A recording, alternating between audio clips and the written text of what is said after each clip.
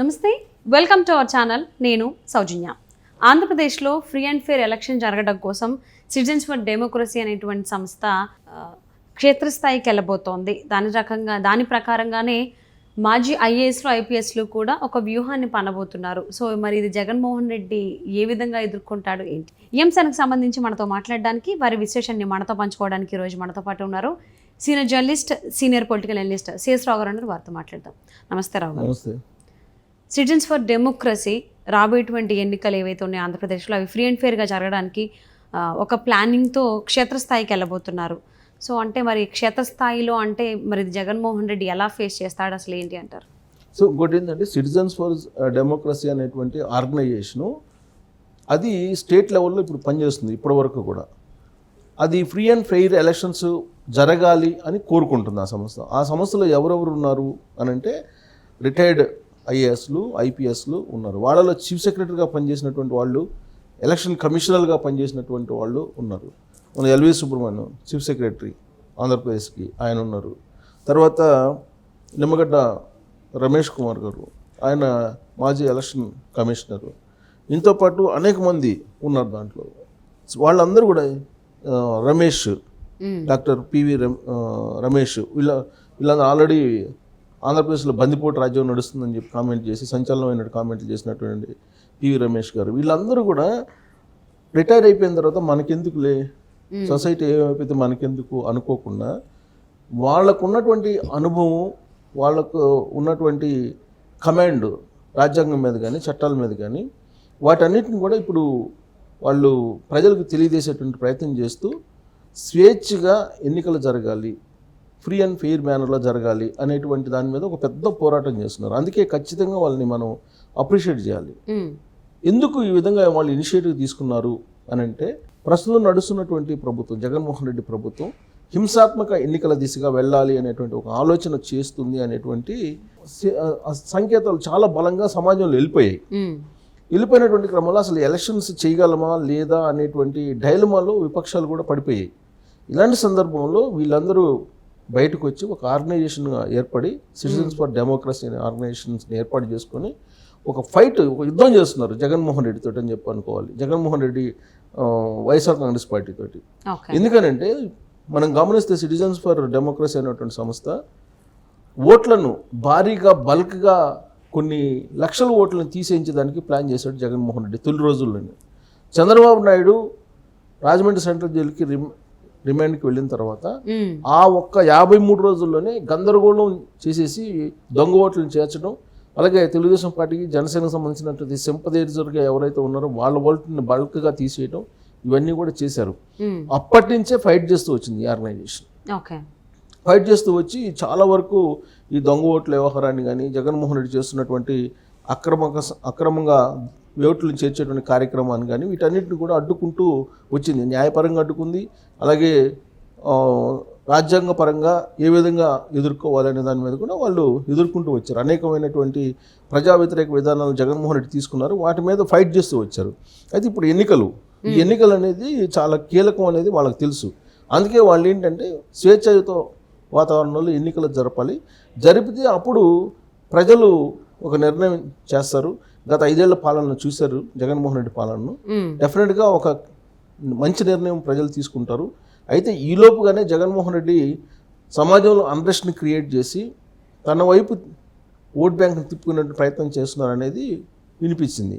అందుకే వీళ్ళు బయటకు వచ్చారు. వీళ్ళు బయటకు వచ్చినప్పుడు రాష్ట్రంలో ఉండేటువంటి రాష్ట్ర యూనిట్ని, సిటిజన్ ఫర్ డెమోక్రసీ అనేటువంటి రాష్ట్ర యూనిట్ని ఉమ్మడి జిల్లాలు ఏవైతే ఉన్నాయో 13 జిల్లాలు, ఉమ్మడి జిల్లాలు అంటే జిల్లాలను విడగొట్టక ముందు ఉన్నటువంటి 13 జిల్లాలు ఏవైతే ఉన్నాయో ఆ జిల్లాలకి ఈ శాఖల్ని విస్తరింప చేయాలనేటువంటి ఒక నిర్ణయం తీసుకున్నారు తాజాగా.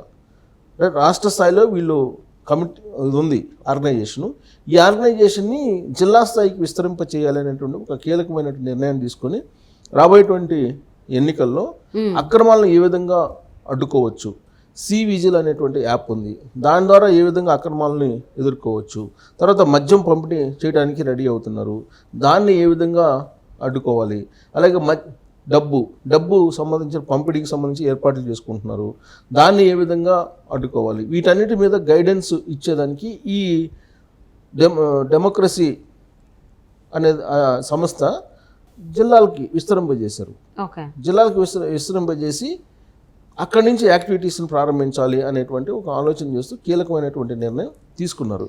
ఇది రాబోయేటువంటి రోజుల్లో జగన్మోహన్ రెడ్డికి ద్వారాలను మూర్చైపోతుంది, దొంగ ద్వారాలని. అంటే అక్రమంగా ఓట్లు వేయించుకునేటువంటి కార్యక్రమానికి కానీ, లేదంటే అన్ఫెయిర్గా ఎలక్షన్ చేసేటువంటి ఆలోచనలకు కానీ బ్రేక్ వేయబోతున్నారు అని చెప్పి అనుకోవచ్చు. అయితే వీళ్ళు తాజాగా చేసినటువంటిది ఏంటంటే ఒక సమావేశం అయ్యారు. ఎక్కడ సమావేశం అయ్యారు వీళ్ళు? హైదరాబాద్లో ఉండేటువంటి ఆస్కీ ఆఫీస్లో. అంటే ఆస్కీ అంటే administrative staff college of India. అక్కడ సమావేశం అయ్యారు. ఇప్పుడు మంగళవారం రోజు సమావేశం అయ్యారు. సమావేశం అయ్యి ఇక్కడ రిప్రజెంటేటివ్ ఆఫ్ పీపుల్స్ యాక్ట్ దీని ప్రకారం ఎన్నికల సంఘంకు సంబంధించినటువంటి విధులు ఎలా ఉన్నాయి, రిప్రజెంటేటివ్ ఆఫ్ పీపుల్స్ యాక్ట్ ఏం చెప్తోంది, వీటన్నిటి మీద చర్చించిన తర్వాత రాబోయేటువంటి రోజుల్లో వీటన్నిటి మీద ప్రజలకు కూడా అవగాహన కల్పించాలి అనేటువంటి ఉద్దేశంతో సిటిజన్స్ ఫర్ డెమోక్రసీ అనేటువంటి సంస్థ ఈ విస్తరణకి పూనుకుంది అనేటువంటి విషయాన్ని వాళ్ళు ఒక తీర్మానం చేశారు ఆ సమావేశంలో. సో నిష్పక్షపాతంగా ఎన్నికలు నిర్వహించాలి, హింసాత్మకమైనటువంటి సంఘటనలు జరగకుండా చర్యలు తీసుకోవాలి, అలాగే ఎన్నికల్లో డబ్బు ప్రభావం కానీ లేదా మద్యం కానీ ఉచితాలు ప్రకటించడానికి పోటీ పడుతున్నాయి అన్ని పార్టీలు. ఈ ఉచితాలను ప్రకటించినందువల్ల సమాజం ఆర్థికంగా నష్టపోతుంది. కాబట్టి ఈ ఉచితాల మీద కూడా కాన్సన్ట్రేషన్ చేసి ఎన్నికల కమిషన్కి ఎప్పటికప్పుడు కంప్లైంట్ చేయటం, తర్వాత ఎన్నికల వ్యయం నోటిఫికేషన్ వస్తుంది, నామినేషన్స్కి వేయబోతున్నారు. సో ఎన్నికల వ్యయానికి సంబంధించినటువంటి అంశాలను కూడా ఎన్నికల కమిషన్ దృష్టికి తీసుకెళ్ళటం ఎప్పటికప్పుడు. ఇలాంటి అంశాల మీద క్షేత్రస్థాయిలో ఒక అవగాహన కల్పించేదానికి ప్రత్యేకమైనటువంటి బృందాలని జిల్లాల్లో ఏర్పాటు చేస్తున్నారు. సో ఇవన్నీ అబ్జర్వ్ చేయడానికి. సో మార్గదర్శకాలను కూడా చేసి దానికి సంబంధించి జిల్లా శాఖలకి అందజేసే ప్రయత్నం చేస్తున్నారు. ఆల్రెడీ ఇప్పుడు జిల్లా శాఖలకు సంబంధించి ఐడెంటిఫై చేశారు, వాళ్ళకి కొన్ని మార్గదర్శకాలు ఇవ్వబోతున్నారు. సో దీంట్లో పాల్గొన్నటువంటి వాళ్ళు ఆస్కీ చైర్మన్ పద్మనాభయ్య గారు. సో ఈయన కార్యదర్శి. పద్మనాభయ్య అంటే సీనియర్ ఐఏఎస్, ఈయన సెంట్రల్ గవర్నమెంట్లో కూడా చేస్తున్నారు, ప్రధానమంత్రుల దగ్గర కూడా చేశారు, అంత అనుభవం ఉంది ఆయనకి. ఇప్పుడు ఆయన చైర్మన్, ఆస్కీ చైర్మన్గా ఉన్నారు. ఆయన కూడా ఈ సమావేశంలో పార్టిసిపేట్ చేశారు. అలాగే సిటిజన్ ఫర్ డెమోక్రసీ కార్యదర్శి, తర్వాత ఆంధ్రప్రదేశ్ రాష్ట్ర ఎన్నికల రిటైర్డ్ కమిషనర్ రమేష్ కుమార్ నిమ్మగడ్డ, వీళ్ళందరూ కూడా పార్టిసిపేట్ చేశారు. దీంట్లో విఎస్ సంపత్ కేంద్ర ప్రధాన ఎన్నికల కమిషనర్గా పోటీ చేసి పనిచేసినటువంటి అనుభవం ఉన్న విఎస్ సంపత్ ఉన్నారు. తర్వాత భవానీ ప్రసాద్, ఈయన రిటైర్డ్ జడ్జి. తర్వాత ఎల్వి సుబ్రహ్మణ్యం గారు, ఆయన రిటైర్డ్ చీఫ్, ఆయన ప్రధాన కార్యదర్శి ఆంధ్రప్రదేశ్. తర్వాత తెలంగాణ ప్రభుత్వ ప్రధాన కార్యదర్శులుగా పనిచేసినటువంటి టక్కర్, ఈయన IPS. Doctor Rajiv Sharma IAS, ఈయన ప్రభుత్వ కార్యదర్శి తెలంగాణకు చేశారు.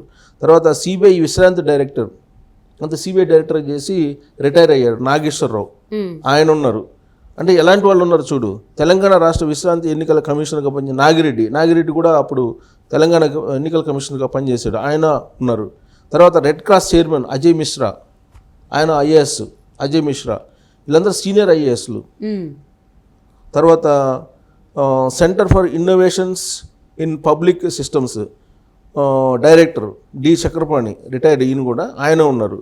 ఇలా పివి రమేష్, డాక్టర్ రఘు, ఇలా ఒకళ్ళని మించినటువంటి ఒకళ్ళు అనుభవం కలిగినటువంటి ఐఏఎస్లు వీళ్ళంతా వివిధ హోదాల్లో పనిచేసినటువంటి వాళ్ళు.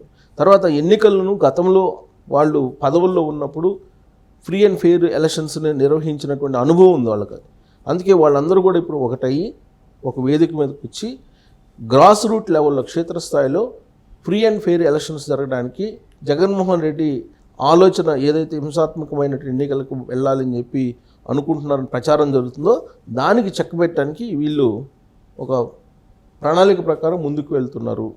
కేవలం ఇది సమాజం కోసం, సమాజ సేవగా భావించి అది చేస్తున్నారు. ఎవరు వాళ్ళకేమి ఇచ్చేది ఏం లేదు. వాళ్ళు రిటైర్మెంట్ అయ్యారు. రిటైర్మెంట్ అయిన తర్వాత రిటైర్మెంట్ ఎలాగో డబ్బులు వాళ్ళకి శాలరీ వస్తుంది, రిటైర్మెంట్ అమౌంట్ వస్తుంది. కేవలం సమాజం కోసం వాళ్ళు త్యాగం చేస్తున్నారని చెప్పి చెప్పుకోవచ్చు. వాళ్ళని అప్రిషియేట్ చేయాల్సిందే. ఆంధ్రప్రదేశ్లో ఉన్న పరిస్థితుల దృష్ట్యా ఆ విధంగా వాళ్ళు ఒక డయాస్ని ఏర్పాటు చేసి ఓకే. సమాజానికి ఉపయోగపడేలా వాళ్ళు విస్తరింపజేస్తున్నారు సిటిజన్స్ సో ఆంధ్రప్రదేశ్లో రాబోయేటువంటి ఎన్నికలకు సంబంధించి citizens for democracy team members అందరూ కూడా ఫ్రీ అండ్ ఫెయిర్గా జరగాలనే ఉద్దేశంతో ప్లాన్తో వెళ్తున్నారు. సో దానికి సంబంధించి జగన్మోహన్ రెడ్డి ఎలా ఎదుర్కొంటాడు ఏంటని చూద్దామండి. Thank you so much CS Rao garu. Thank you.